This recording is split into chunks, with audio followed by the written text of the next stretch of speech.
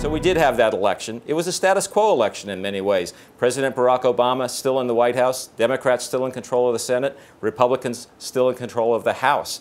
To talk about all of that, we're joined today by Bill Schneider, savvy election analyst for many years at, among other places, CNN, and now a senior scholar at Third Way, a think tank that talks to and for centrist Democrats. Bill, thanks for joining us. My pleasure. So let's talk about that status quo outcome. How did the two parties spend $6 billion on this race and end up with essentially the same balance of power in Washington? Start with the fact that I don't agree that it was a status quo election. Okay, good. I think the status quo in this election was Mitt Romney. He represented the old order. What happened was there was a revolution in 2008. A new America came to power. What happened in 2012 is that coalition that brought Obama to power showed up again to defend the revolution. The counter-revolution was the Tea Party. They sprang up immediately after President Obama took office and tried to undo everything he passed. And they still were aiming to undo the health care bill, which was his signature legislative achievement.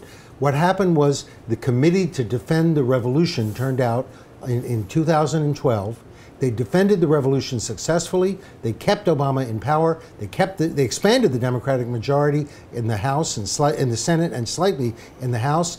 But basically what they did was beat the counter-revolution. That was Mitt Romney. He represented the old status quo that had been in power since Ronald Reagan. Interesting way to look at it. So this coalition reappeared, as you say, almost intact from 2008, right, which many people did not expect. But the question I keep asking myself is this a Barack Obama coalition that he forms and only he can hold together, or is it a Democratic Party coalition that now survives beyond Barack Obama? I would say it's a Democratic Party coalition because it represents the new America. It has a demographic base that's not wholly personal. Remember, they were disappointed in Obama. They were frustrated by Obama. A lot of people thought they were not going to turn out. Republican pollsters said, we don't think turnout is going to look anything like what it was in 2008. And it did. They turned out in large numbers. Even though they were disappointed and frustrated by Obama, they turned out to defend their gains. They had come to power and they meant to stay there. And when they felt threatened by the Tea Party, most notably, which took over the Republican Party, when they felt threatened, they came out to defend their revolution. Well, in defending it, one of the things that happened that was interesting was that President Obama won essentially all the swing states that were on the table at the end. And the national polls were much closer than the swing states turned out to be. How can you explain that? Well, this was in a way a wave election. It wasn't a big wave election like 2006 or 2008, but you saw the whole country moving in one direction. It was away from the big vote for Obama that came out in 2008. His vote diminished, but it was enough to save him. So basically, we saw this election as a kind of shadow of the 2008 election. The Democratic majority that Obama brought out remained intact, but a bit smaller. Why? Because he lost white men, particularly older white men. They are part of the counter-revolution, and they were the ones who supported the Tea Party. His support among white men diminished quite sharply, and that's why his majority got smaller, but it was still there. So do you share the view that the Hispanic vote was decisive here? It's certainly very important and growing in importance around the country. The Asian vote increased as well, although that's a very small vote. The youth vote, working women. I'd say if anything was important in this election, it was working women, particularly single working women. And that's interesting because some Democrats thought that's where some erosion occurred this fall for the president. Single working women had moved away from him after that first debate, but in the end, they were pretty much there for him. They were there for him because they felt threatened. That's what drove it out. Not love for Obama, but the sense of a threat. With Paul Ryan on the ticket, Mitt Romney, Paul Ryan, what they were threatening to do was to demolish the safety net. That was the comment that Romney made about the 47% who depend on government.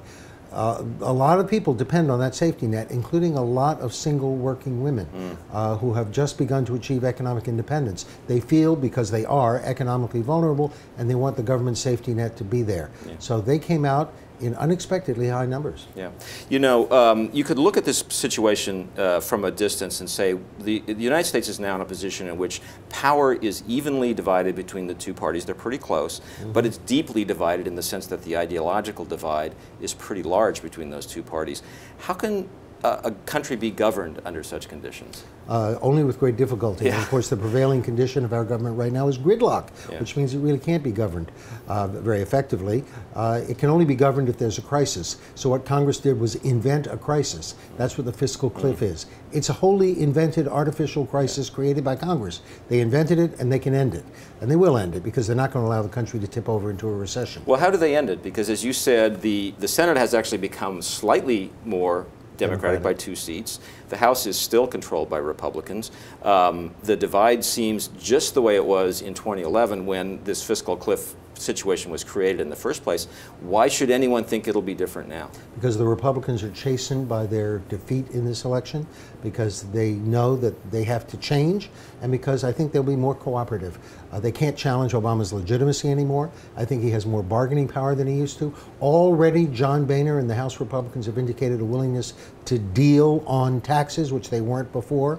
Already, Haley Barbour has talked about making a deal on immigration reform, which they weren't ready to do before. I think on a whole series of initiatives, the status quo is going to change because Republicans are going to become more flexible and more willing to compromise. But the element of the Republican coalition that did not want to deal on either a grand bargain on the deficit or on immigration reform was the Tea Party coalition. The Tea Party caucus in the House in particular. It's still there. Is it? It's not going to go away, presumably. No, it's not going to go away. It still has power. The House is the last redoubt of the old order.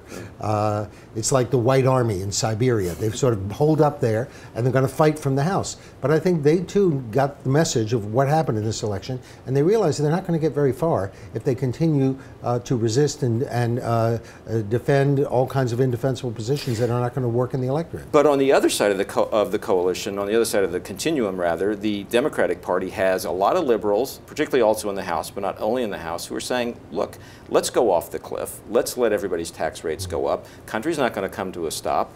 And then we can start negotiating next year from a position of slightly more strength, and we'll be negotiating tax cuts. We'll have the upper hand. Does that suggest the Democrats may be the ones who want to go off that cliff? Some do. You always have an extreme wing of any party. That's called, the French call it politique du pire. The worse it gets, the better it gets. Meaning, let's all go to hell, and then we'll come and pick up the pieces and we'll win. That is catastrophic. Yeah. There are a lot more Democrats who realize that the consequences of allowing the country to go over the fiscal cliff, which is going back into recession, would be devastating for everybody. And for the President of the United States, who happens to be a Democrat. Who happens to be a Democrat, and for Democrats in Congress, he doesn't face the electorate anymore. They do. Yeah. Final question. Third Way, your organization, spent a lot of time this year looking at independent voters, the growing force in American politics. Mitt Romney tended to win those independents, not by large margins, but consistently across many of these states and nationally. What should that tell Democrats? Well, independents have voted Republican most of the time in the past because they're, by definition, they're not Democrats. I think Third Way's mission has been to appeal to moderate voters. Moderate voters do include a lot of Democrats, and that's important. The Democratic Party is really divided between liberals and moderates. Third Way's mission is to keep moderates in the Democratic Party. The Republican Party has fewer and fewer moderates. There aren't very many at all in Congress anymore. There's one in the Senate, Susan Collins of Maine. The rest have all gone. So I think the Democratic Party does have a more diverse coalition. It includes a lot of moderates, and they're going to stay there. And particularly in the Senate, you can identify an actual coalition of Democratic moderates, I guess. Yes, you can. And there are liberals, and that's the way parties have always been. The Republicans are not like that anymore. Right. They've become really an ideological movement. In a way, they've been taken over by the Tea Party. Well, Bill, thanks for joining us. It sounds like this was one of those elections that locked in some new trends in American politics that we can talk about for years to come. The new America has come to power, and they are staying there. That was the message.